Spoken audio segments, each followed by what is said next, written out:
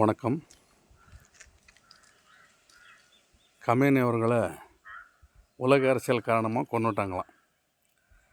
அங்கே நடந்ததுக்கு இஸ்ரேலும் அமெரிக்காவும் சேர்ந்து அங்கே சண்டை போட்டதுக்கு இங்கே இருக்கிற உள்ளூர் கட்சிங்க, லெட்டர்பேட் கட்சிங்க இங்கே இறங்கி வீதியில் இறங்கி போராடுறாங்களாம். இதை வன்மையாக கண்டிக்கிறாங்களாம். இப்போ வன்மையாக கண்டிக்கிறவனுங்க இங்கே காஷ்மீரில் தீவிரவாதிங்க உங்கள் பேர் என்ன, உங்கள் மதம் என்ன அப்படின்னு சொல்லி கேட்டு 26 பேரை சுட்டு கொன்னாங்களே. அப்போல்லாம் எங்கடா போய் ஓடி ஒழிஞ்சிங்க நீங்கள்லாம்? அப்போ எல்லாம் உங்களுக்கு மனிதாபிமானம் தெரியலையா? அப்போ எல்லாம் உங்களுக்கு மக்கள் மேலே அக்கறை இருக்கலையா? வெறும் எப்போ பாரு ஓட்டுக்காகவும் சீட்டுக்காகவும் பணத்துக்காகவும் மட்டுமே சாவுறீங்களேடா. அப்படி என்னடா அரசியல் பண்ணிட போகிறீங்க? ஒரு 50 வருஷம் பண்ணுவீங்களா? இல்லை 100 வருஷம் பண்ணுவீங்களா? 1000 வருஷம் இவனு இங்கே இருக்க போகிறதில்ல. ஆனால் இருக்கிற வரைக்கும் நல்லதை மட்டும்தான் செய்யணும்.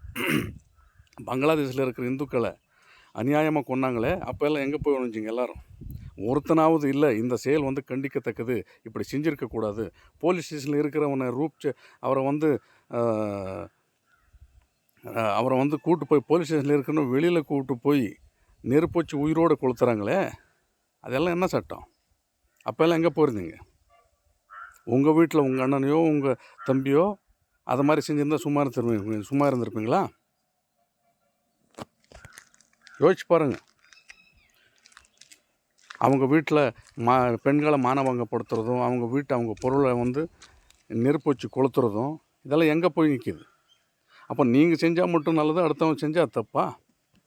எதுக்குமே ஒன்முறை தீர்வாகாது. ஒருத்தன் தப்பு செஞ்சானா சட்டப்படி அவன் மேலே நடவடிக்கை எடுக்கணும். அதை விட்டுட்டு அவனை அடித்து கொள்வது இவனை அடித்து கொள்வது என்ன நியாயம்? அது ஏன் இப்படி பண்ணுறீங்க? இங்கே இருக்கிற அரசியல் கட்சிக்காரன் இப்போ போராட்டத்துக்கு இறங்கிட்டு இருக்கிறான். இங்கே உங்களால் முடிஞ்சால் நீங்கள் என்ன பண்ணுங்கள், போராட்டம் இங்கே பண்ணுறதில்ல, நேராக அங்கே போயிடுங்க. அங்கே போயிட்டு அமெரிக்காக்காரனை வாடை ஒத்தை ஏன்டா இப்படி பண்ணிட்டுன்னு சொல்லி அமெரிக்கக்காரன் மேலே சண்டை போடுங்க. அதுதான் சரியாக இருக்கும். அதை விட்டுட்டு இங்கே தமிழ்நாட்டிலையும் இங்கே பாரத நாட்டிலையும் நீங்கள் போராட்டம் போடுறதுல என்ன அர்த்தம் இருக்குது? காஷ்மீரில் கொன்னாங்களே, அப்போ எங்கே போயிருந்தீங்க எல்லோரும்? ஏன் கொன்னாங்க? என்ன காரணத்துக்காக கொண்டாங்க? என்ன தப்பு செஞ்சுருந்தாங்க? ஒன்றுமே இல்லையே. உன் பேர் என்ன? இந்துவாக பிறந்ததே தப்பா? இந்துவாக பிறந்தால் துப்பாக்கியில் சுட்டு கொண்டுடுவாங்களா? அப்போ நீங்கள் சுட்டால் தான் துப்பாக்கி வெடிக்குமா? ஏன் இப்படி பண்ணுறீங்க? இதெல்லாம் சரி வராது. என்றைக்குமே காலம் ஒரே மாதிரி இருக்காது. ஒவ்வொருத்தர் எடுக்கிறது நல்லா பீஸ்ஃபுல்லான லைஃப். நான் என்ன சொல்கிறேன்னா, அமைதியாக வாழ்கிறதுக்கு என்ன வழி இருக்குதோ அதை தேடி மட்டும்தான் போகணுமே தவிர, நீ பெருசா நான் பெருசான்னு போனால் என்னத்தை சாதிக்க முடியும்? அங்கே நடந்தது இங்கே கொண்டு வந்து ஏன் இதுக்கு பண்ணுறீங்க? பங்களாதேஷில் அவங்கள மாதிரி இவங்களும் அந்த நாட்டில் தான் பூர்வ குடிகளாக பிறந்தவங்க வாழ்ந்தவங்க, அந்த நாட்டிலே வாழ்கிறவங்க.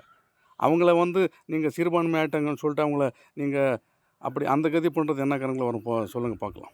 போலீஸ் ஸ்டேஷனுக்குள்ளே இருக்கணும், வெளியில் எடுத்துகிட்டு போய் உயிரோடு நெருப்பு வச்சு கொளுத்துறவளை வன்முறை அவன் என்ன செஞ்சுருந்தான்? அப்போ நீங்கள் பலமாக இருந்தால் என்ன வேணாலும் செஞ்சிடுவீங்களா?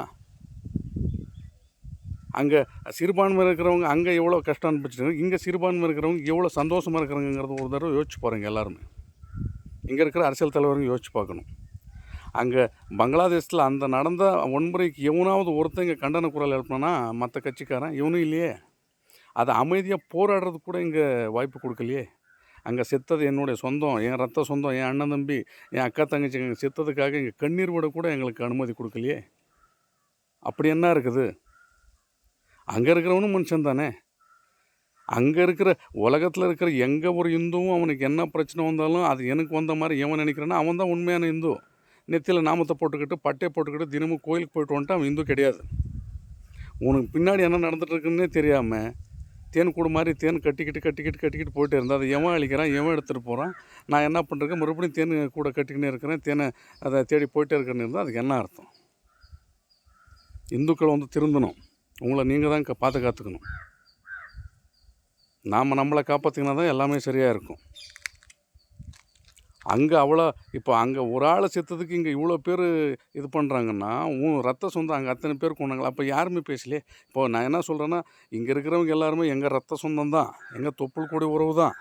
ஆனால் நான் எப்படி நினைக்கிறேன், நீ அதே மாதிரி நினைக்கணுமா இல்லையா?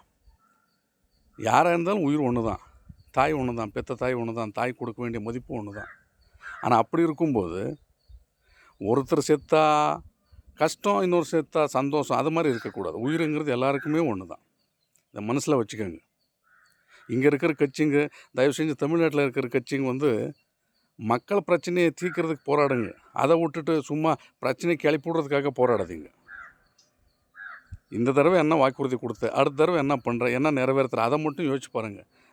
சட்டம் என்ன கொண்டு வரணும்னா, எவன் பொய் வாக்குறுதி கொடுக்குறானோ அவனை பிடிச்சி உள்ளே தூக்கி போடணும். பொய் வாக்குறுதி எவன் கொடுக்குறானோ, பொய் வாக்குறுதி கொடுத்துட்டு ஓட்டுக்காக காசு கொடுக்குறவங்களாம் தூக்கி போட்டு உள்ளே போட்டு மிதிச்சா தான் சரி வரும். அந்த கட்சியை வந்து பேன் பண்ணணும். அப்போ தான் இதெல்லாம் மாறும். போன தடவை அந்த வேலூர் தொகுதியில் துரைமுருகனுடைய மகன் வந்து ஓட்டுக்கு பணம் கொடுக்குறத வந்து எல்லோரும் ரெட் ஹேண்டாக போய் பிடிச்சிக்கினாங்க நம்ம தேர்தல் அதிகாரிங்க. கடைசியில் பார்த்து எலெக்ஷன் நின்றுடுச்சு, என்ன தான் நடக்குதுன்னு சொல்லி பயமாக இருந்தால் அடுத்த தடவை மறுபடியும் பை எலெக்ஷன் வந்துச்சு.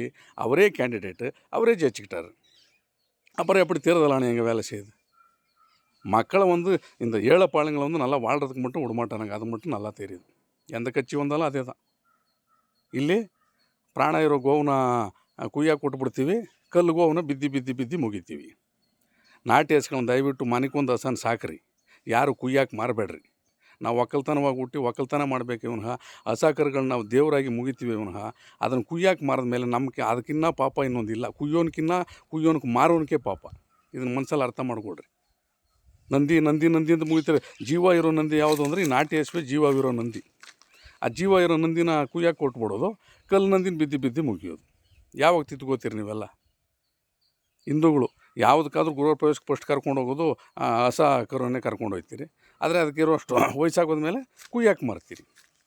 ನಿಮ್ಮ ತಾಯಿ ಮಕ್ಕಳೆತ್ತು ಮರಿ ಎತ್ತು ವಯಸ್ಸಾದ ಮೇಲೆ ಅಯ್ಯಮ್ಮ ಹಂಗೆ ಎದ್ಬಿಟ್ರೆ ಅಯ್ಯಮ್ಮನ ಎತ್ಕೊಂಡೋಗಿ ಬೀದಿಲಿ ಹಾಕ್ಬಿಡ್ತೀರಾ? ಅದಕ್ಕಿಂತ ಮೋಸ ಇದು. ಇಂಥ ಕೆಲಸ ದಯವಿಟ್ಟು ಮಾಡಬೇಡ್ರಿ, ತಿದ್ದುಕೊಳ್ರಿ.